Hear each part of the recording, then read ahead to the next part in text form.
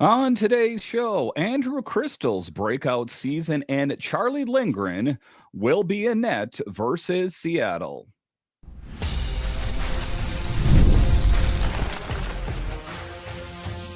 Your Locked On Capitals, your daily podcast on the Washington Capitals. Part of the Locked On Podcast Network. Your team every day. Well, hello and welcome into this edition of Locked On Capitals, part of the Locked On Podcast Network, your team every day. My name is Dan Holme. I've covered the Capitals for the last 3 seasons for Locked On and various other outlets before that. I'm also the host of the weekly show called The Capitals Minutecast, available wherever you find your podcasts. Today's episode is brought to you by our friends at Game Time. Download the Game Time app, create an account, and use code LOCKEDONNHL for $20 off your first purchase. So in this edition of Locked On Capitals, we talk about the breakout season for Andrew Cristall.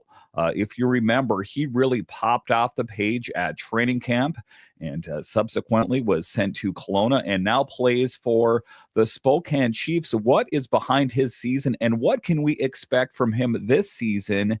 And potentially, could he be on the Capitals next season? I'll talk about that a little bit later. I'll talk about Charlie Lindgren will get his shot in net. He has missed a substantial amount of time. He's been back here for a while. But the Capitals have decided to go with Logan Thompson even after Charlie Lindgren made his return back to the active roster. What is behind his return in net? And ultimately, is Charlie Lindgren on a shorter leash now? I'll talk about that. And then in the final segment, I'll break down the last game that the Capitals played and also go a little bit more into depth about what worked and what didn't versus the Oilers. But just to get it going here, talking about a really great young talent named Andrew Cristall. If you remember, he was one of the last players cut at training camp. And it was a tough thing. At 19 years old, he was too young to be assigned to Hershey.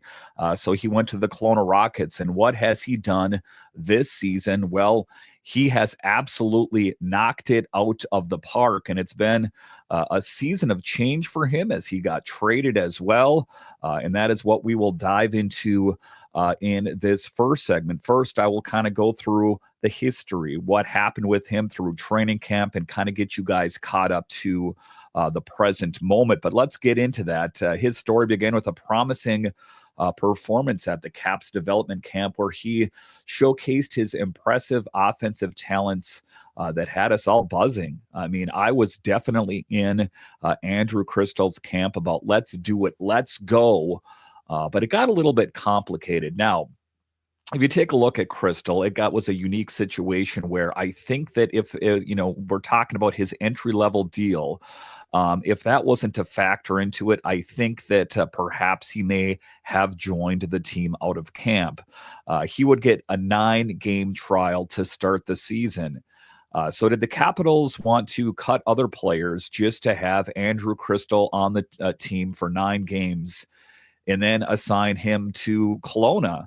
Or the other thing was the Capitals would have had to push all of their chips in and have Andrew Cristall on the team for the full season, since players who play in 10 games or more burn a year of their entry level contract.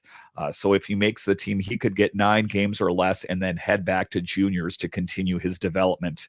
That would have been the wrong idea. It really would have.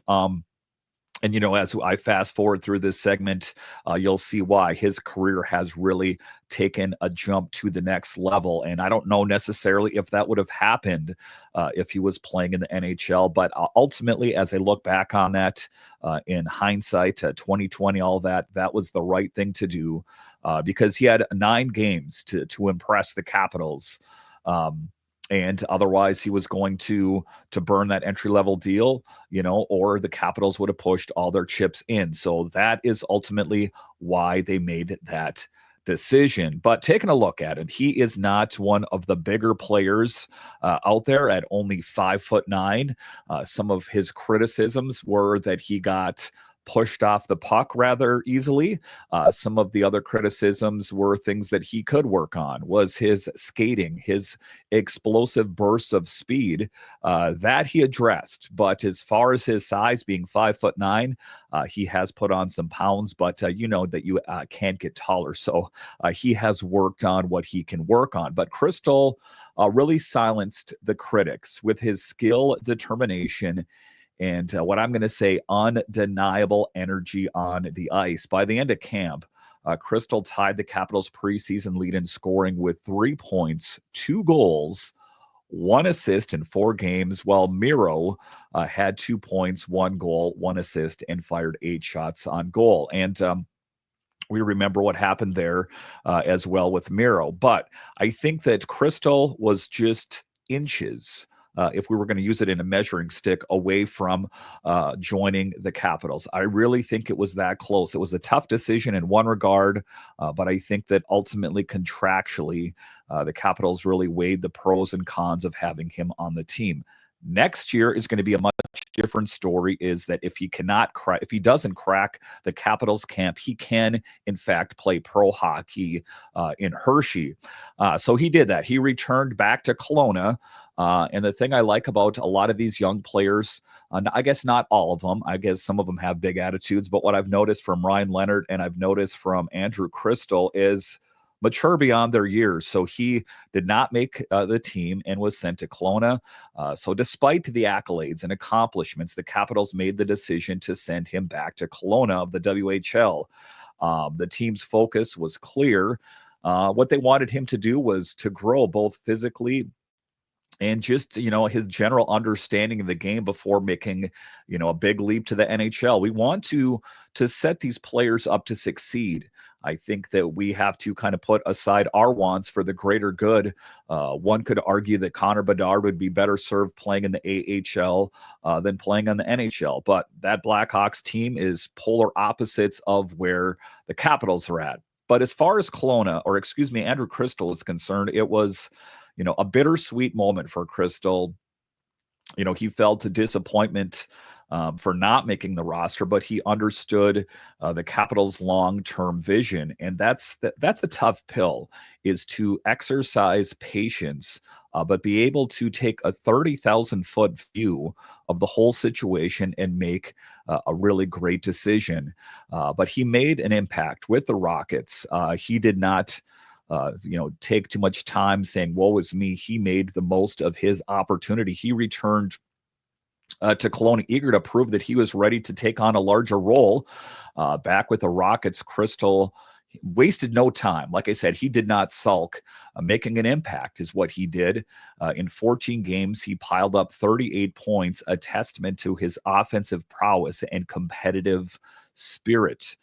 Andrew Cristall is going to be a force to be reckoned with for the Capitals in the short term. You think about it, Ryan Leonard could join the Capitals at the end of this season or perhaps the beginning of next season, but also in that same breath is Andrew Cristall, and how this team will be loaded for bear. But evolving as a player, as these young players, they need to bulk up, they need to work on their game, and that is what he did. He stepped up on the ice, he took on greater responsibilities, including PK duties, which added depth to his game.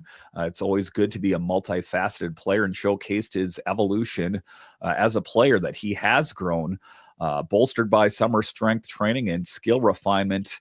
Cristall was really more confident than ever, driven by the idea and the aspirations of putting on a Capitals jersey. And it had to be kind of a really cool moment for him to be playing with the likes of, Alex Ovechkin and Tom Wilson, these premier talents. I think that is probably why it was hard for him to get sent back down to Kelowna. But a significant career change for Andrew Cristall, enough just being on the Capitals and then going to the Kelowna Rockets. Then in January, a significant turn in his career when he was traded to the Spokane Chiefs. The change sparked a new chapter for Cristall, who hit the ground running with a sensational start. There was no leg in his first 5 games with the Chiefs. He scored, 5 goals and provided 11 assists. And he quickly became a big piece of that team. paying off big time for the Spokane Chiefs. And what did he do? He was thriving in that environment, playing on a top line alongside some of their biggest players, contributed to the Chiefs' astounding average of 6.2 goals per game. The chemistry among the trio was palpable, and it was clear they were not only an offensive powerhouse, but also capable of playing a solid defense, a reflection of Cristall's high hockey IQ. And that is something that is thrown around quite often as hockey IQ. Something that isn't necessarily quantifiable. You're not going to see it on the back of advanced analytics or the back of a hockey card, but he sees the ice very well, and that was evident in training camp. But talk about a breakout season for Andrew Cristall, is on pace right now for a 157-point season. Quite stunning for what he has done. And the fan enthusiasm, his arrival in Spokane was met with enthusiasm from fans who were eager to see his impact take that team to the next level. He is a premier talent. Cristall's dynamic style of play, combined with, his reputation, the accolades he had garnered previously, made him a player to watch. People wanted to show up and see how great of a player he is. But this was a significant trade by the Chiefs team. The Chiefs organization, they invested heavily in bringing Cristall to the team. They understood what it meant. Parting ways with significant assets in the trade, including draft picks, Hayden Papagnakis. I'm sorry, but if I'm mispronouncing that last name, demonstrating their faith in his potential. As the season progressed, Cristall's performance continued to really grow, and it energized that Chiefs team. So he is definitely taking his name to higher levels. And the hope for the future, with the playoff hopes on the horizon, the hope is for a brighter future, that he can continue to grow his game, not just for the Spokane team, but for the Capitals as well. Of course, that's the above all end all, is he will be in camp next season. Book it. And I really think there is a distinct possibility that he could make the Capitals if he was that good in the fall. Well, again, I think that contractually was the only reason why he did not join the team, is there was too many question marks, too many caveats, that once we can put aside that I think that he will be a perfect fit. And if not, he can still play pro hockey in Hershey. Now, as he continues to develop and push for his goals, it's clear that he is a name that will resonate within the realm of hockey. Whether, Capitals fans, of course, are familiar, but that was a name I was familiar with before the Capitals even drafted him. So definitely, if you are not familiar, get acquainted with him. I got you guys pretty well caught up on him, but if you can see some of his video footage playing for the Spokane Chiefs, it is quite stunning, and he is going to be one heck of a player for the Capitals for years to come. All right, so coming up here after the break, Charlie Lindgren gets his shot in net, but is he on a shorter leash? I'll discuss all of that and more next. Keep it right here.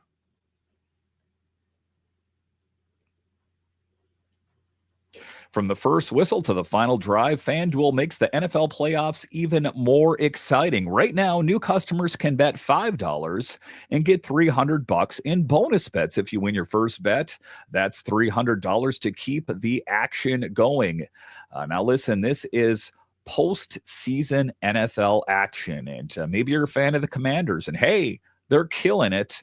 We saw them take down the Lions here not too long ago. Improbable is what I'm going to say, but that Washington team really got it done. But say you're not a fan of the Commanders, for example. If you want to have vested interest and the chance to make some money in these games, open up the FanDuel app, put a little bit of money on the game. All of a sudden, those games got that much more exciting. So visit FanDuel.com to join today and get started with $300 in bonus bets. That's FanDuel.com. Make this playoff season unforgettable with FanDuel, an official sports betting partner of the NFL. All right, welcome back into this edition of Locked On Capitals, part of the Locked On Podcast Network, your team. Every day you can find me over on Twitter. It's at DanCaps218. You can find the show on Twitter. It's at Locked On Caps. And I want to thank all of you for making Locked On Capitals your first listen of the day. All right, in this next segment here, we're going to talk net minding. We're going to talk Charlie Lindgren, Chucky Sideburns, the Outlaw, as he will be making his return between the pipes versus the Seattle Kraken. Now, my take on it is, well, keep riding the hot hand. That was my assessment. I know that to start the season, there was the whole thought of alternating back between LT and Chucky, back and forth and back and forth. And my feeling is, and it's still true, it has not changed just because he's going to be a net, Charlie, is that they need to name the number one. And I guess you could say that, Charlie's maybe deserving of a shot. He's healthy. Why not put him in there? But we're at the juncture of this season where we can't, squander games. And I'm not going to say it's going to be a lost game just because Charlie's in there. And to be fair here, not one of the better Seattle teams, or it's, Seattle team hasn't been around that long. It's not one of the better teams in the NHL, suffices to say. And I don't want to say that that is why he's in there, but I think at some point the Capitals will need to come to terms with who their number one is, and I think it's clear who that is. But let's give Charlie the benefit of the doubt. One of the things I've talked about on the show is I do not like to have favorite players. I want the most qualified player on the ice, whatever position that might be. So if it's Charlie, great. If it's Logan Thompson, let's get another look at Charlie Lindgren and see what he has. That is what Spencer Carberry thinks anyway. They have announced that Logan Thompson, as we know, has been the go-to guy in net for the last 5 games. And guess what? He's made quite an impact. One of the best netminders in the entire NHL, winning all 5 and allowing just 4 goals total. Talk about clutch for Logan Thompson. But with a return, Charlie Lindgren making his return after that upper body injury, which appeared to be a concussion. He is making his return. Charlie Lindgren is set to return starting Thursday night against the Kraken. Head coach Spencer Carberry confirmed that after practice, saying, quote, Chucky will start against Seattle, unquote. And it's been a while since we've seen Lindgren in action, and he is a great netminder. I mean, I never questioned that, but he suffered an upper body injury all the way back on January 10th after that collision with Nick Suzuki. He only made it through over 22 minutes before Thompson took over. But Thompson has been incredible this season. Thompson has been on fire, earning himself the NHL First Star of the Week honors for incredible back-to-back shutouts. An elite company, Shesterkin, you listen to, some of the better netminders in the NHL. Logan Thompson is definitely in that same breath. Back-to-back shutouts against Anaheim and the Ottawa Senators. And even when Lindgren was activated from the injured reserve and healthy enough to back up in recent games, the Capitals still opted to go with Logan Thompson. But I think we're at the point, let's give him a look. We want to make sure that Charlie's the guy and ready to go. But the question I have is, does he have a shorter leash? We know the Capitals have been playing very well. And I think in part they've been playing so well because they're playing confidently in front of LT because they know what he brings to the table. Are they going to be playing as confidently in front of Charlie? And if for some reason, the Caps put up a stinker against Seattle and say he is a bit porous in net, shall we say, what does that mean for him? Is it automatically right back to Logan Thompson? And will he get, less action in the rotation? Those are all storylines to follow. Carberry explained the decision saying, quote, I believe each game is an independent choice, unquote. In that interview, he emphasized that Thompson's recent success deserved a continuation, especially with Lindgren just returning from injury. So I think that, right now, of course, it's the easy thing to say that it is Logan Thompson, but let's ultimately see what Charlie has. And it's been an impressive record, just talking about netminding in general here. He has an impressive 22 2-3 record with a 209 goals against and a 925 save percentage. Plus, those are all the shining stats on the back of his hockey card. Prevented over 3 goals more than expected. Pretty phenomenal. But Lindgren aims for improvement. As we know, he has slid a little bit, and his last games that he played have not been some of his best. He is looking to improve, make a name for himself. He was clutch for the Capitals, and make no mistake about it, I'm not a revisionist. The Capitals would have not made it to the playoffs last season had it not been for Charlie Lindgren. I know that, but he's looking to improve his 10-8-2 record. His stats show a solid 2.65 goals against and a 901 save percentage this season. But I'm talking the last games that he's played. Maybe he's going to come back re-energized. That is the hope anyway. But in the 2 career starts against the Kraken, this is ultimately, I think, part of why it is. I mentioned earlier that Seattle is not that good this year. It's always about stats and inside data. He is a perfect 2-0 with a 1.00 goals against average and a stellar 960 save percentage against the Kraken. So I think that it's more like that, the inside analytics. But looking ahead with Lindgren back in net, the Capitals ultimately want to keep going with this momentum. They don't want to give up any ground. And can he build off his solid performances and look for a bit of a rebound? That's what we're hoping for. I am ultimately, at the end of the day, pulling for Chucky. He has been huge for the Capitals. But again, it's all about the most qualified player, not the player that you like the most. Like they say, it's called show business. It's not show happy. The same goes for professional hockey as well. All right, so coming up here after the break, I will go down and review the last game against the Edmonton Oilers with a bit more of a fine-tooth comb. What worked and what didn't? I'll discuss all of that and much more next. Keep it locked.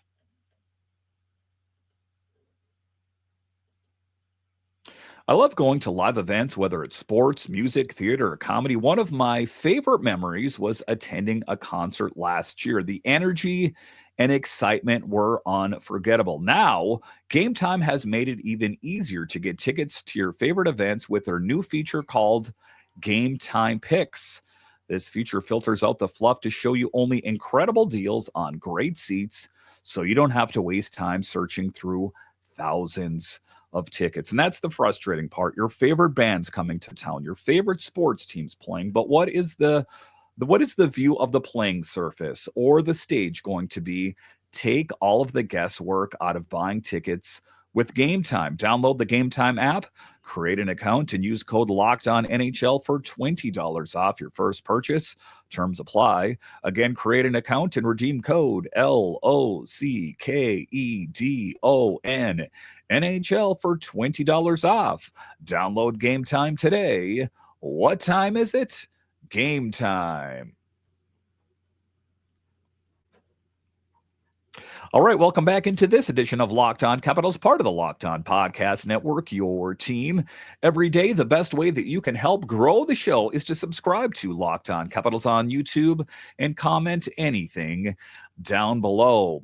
All right, in this next segment here, we're going to talk about Caps versus Edmonton and talk about it a little bit more in depth, as it was last night's show. And I'm recording this thing at midnight, and I'm just going over the highlights. Let's go over that game with a little bit more of a fine-tooth comb and talk about what worked, what didn't, and ultimately what do the Caps need to improve on to keep rolling. Because if we take a look at this for a moment, and I marvel at this all the time, that the Capitals sit atop the NHL with 69 points, Toronto with 62, Winnipeg with 65, and the Golden Knights with 62. The Capitals are running away with the Metro. Check that. The Eastern Conference. Check that. The NHL. Can you guys believe it? Again, this team that these moves they made last summer aren't that great. Killing it. So let's do that. Let's talk about their most recent activity against Edmonton. And this was not a game that was masterful in any way. The Capitals found a way to pick up a win, and they got some great goal scoring. But if you take a look at it, they struggled generating chances.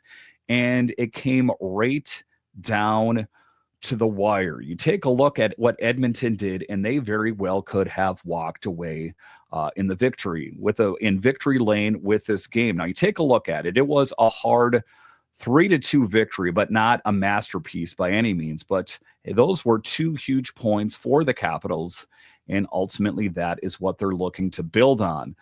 Pierre-Luc Dubois, huge in this game, has been all season.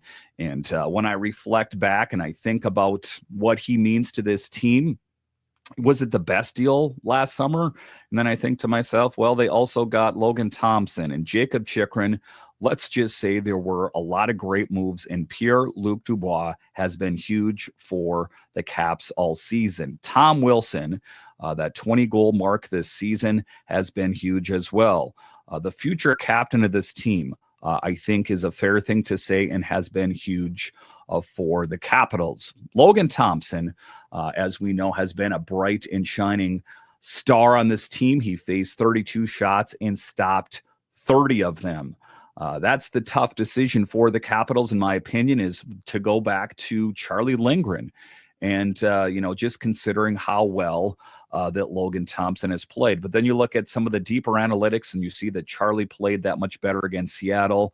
But in this game, Logan Thompson definitely helped the Capitals win this game. I'm going to go ahead and say it. If it was with a less of a netminder, they very well may not have done that. Now, I tread carefully when critiquing the Capitals, especially considering that they're in first place in all of the NHL. They're riding a 5-game winning streak and have racked up points in their last 11 games. It's a testament to their talent and determination, that is for sure. But as you kind of drill down a little bit, what are some of the things that they need to work on? I can't help feel this team has another gear that they can shift into, that what we saw from this team to start earlier in the year, they kind of lost their way. I don't think that, this team is in disarray or headed in the wrong direction, but there are definitely some things that they can work on. Looking back on the first half of the season, what we saw was some top-notch play that just hasn't quite reflected in the past few games. And ultimately, how did the Capitals get back to what worked for them so well to start the season? And is it just that the other teams around the league are that much more familiar with the Capitals now, that there's more video footage? As we head into Thursday's game against the Kraken, it's a great chance to see the Caps regroup and fine-tune their game. Hopefully they can make some adjustments. We could potentially expect to see some line combination changes, as that is something that Spencer Carberry likes to do. And the Kraken have had their fair share of ups and downs. So we don't know what kind of Kraken team we're going to see. Sometimes the Capitals struggle when they have to play down to teams, but they have a lot of great players like Matty Beniers, Capo Caco, alongside former Caps Andre Burakovsky. They could definitely surprise the Capitals if they fall into a trap game. But you take a look at Logan Thompson and his exceptional season and impressive performance. Can we really just take a moment to acknowledge what he's meant for this team? I talk about him quite often, but when you start looking at the advanced analytics and how many games the Capitals would have lost had it not been for Logan Thompson, I'm going to go ahead and say the Capitals would not be in the position that they're in right now. It's not often that you can say one guy controls so much on a team. You can say that about LT. He's really come into his own this season with a 22-2-3 record, .925 save percentage, second in the league for saves above expected. It's a bit surprising he hasn't gained more traction for the Vezina, but I still don't think that he is one of the quote-unquote sexy names in the NHL. But I think that's changing as there is more awareness, especially, when you take a look at the bigger names out there, like I mentioned, Shesterkin. But it seems like Thompson's ultimate goal is the Stanley Cup, his determination. I think that he kind of felt like he wasn't valued too much in Vegas. So this is his time to shine.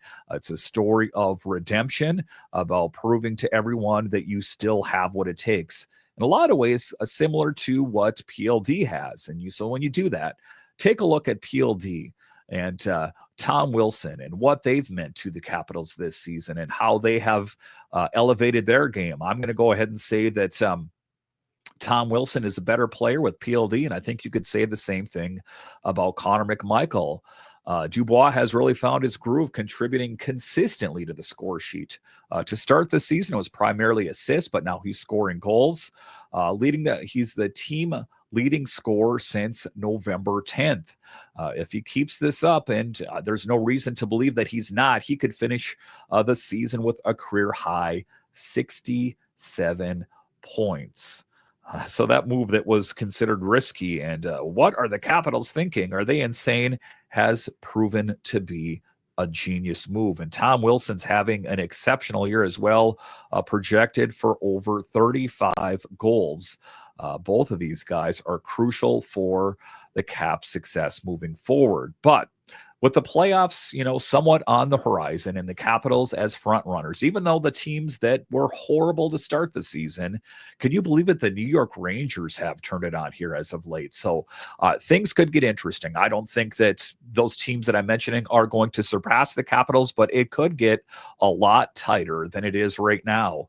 That we've got to address some of the situations. We take a look at it, we're winning games, but offensive zone entries and overall organization are attacking, this team, and on how they're going to end up overcoming those zone entries. And I'm talking special teams, I'm talking power play and PK. Those things that I talked about are critical and are going to be brought more into focus later in the season, have done just that. So the Capitals are in a good position. I don't want you to walk away from this segment thinking to yourself, what is Dan talking about? He just went over the standings and the Capitals are in first place. Yes, but complacency will get you nowhere. What it's going to get is you starting to lose a bunch of games and losing ground. We definitely don't want that from this team. They've really built a house of success, but in a lot of ways, could it be a house of cards if they start losing games? It definitely could. And it's easy to talk about the 30,000-foot view and that they're the best team in the NHL. But what we really need to concentrate on is the Metro division. We want to be the best in the Metro, the best in the Eastern Conference. And it's just a feather in your hat and an accolade that you're the best in the entire NHL, right? But so that is what the Capitals need to concentrate on, are the important things.